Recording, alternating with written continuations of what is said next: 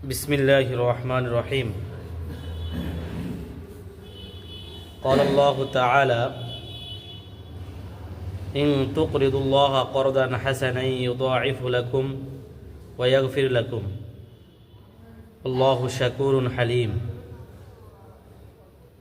आलिमुल ग़ैबि वश्शहादतिल अज़ीज़ुल हकीम।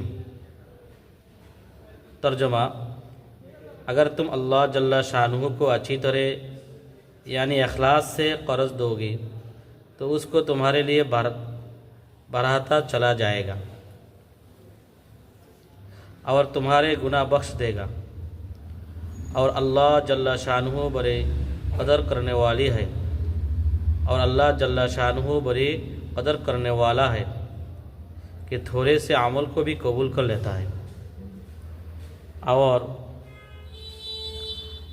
बड़ा बरदुबार है कि बड़े से बड़े गुनाहों पर भी मुआखज़ा में जल्दी नहीं करता।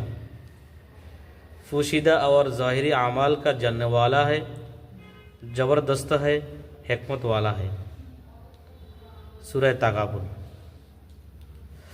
अर्थ যদি তোমরা আল্লাহ তাআলাকে উত্তম রূপে অর্থাৎ ইখলাসের সহিত করজ দাও তবে তিনি উহা তোমাদের জন্য বৃদ্ধি করিতে থাকিবেন এবং তোমাদের গুনাহসমূহ মাফ করিয়া দিবেন।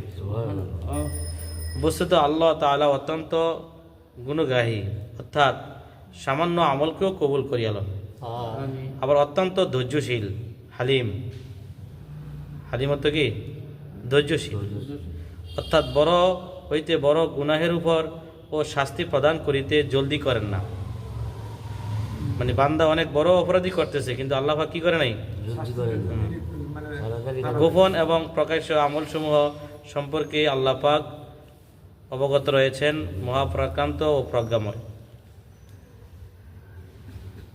5, 26 ও 27 নম্বর আয়াতে এই ধরনের বিষয়বস্তু বর্ণনা করা হইয়াছে। ফায়দা: ইয়া আল্লাহ তাআলার বিশেষ দয়া ও মেহেরবানি যে আমাদের মঙ্গল কামনা ও বান্দার প্রতি তাহার অনুগ্রহের কারণে অত্যন্ত জরুরি বিষয়গুলি গুরুত্ব সহকারে বারবার উল্লেখ করেন। আর আমরা এই সমস্ত আয়াত বারবার পড়ি এবং মনে করিয়া নিশ্চিন্ত হইয়া যাই যে কোরআনে পাক তেলাওয়াত করিয়া অনেক সওয়াব লাভ করিয়াছি। বস্তুত ইহা মহান দাতার পক্ষ হইতে অনুগ্রহ ও পুরস্কার স্বরূপ যে তিনি তাহার পবিত্র কালাম শুধু তেলাওয়াত করিল সওয়াব দান করেন, কিন্তু এই পবিত্র কালাম শুধু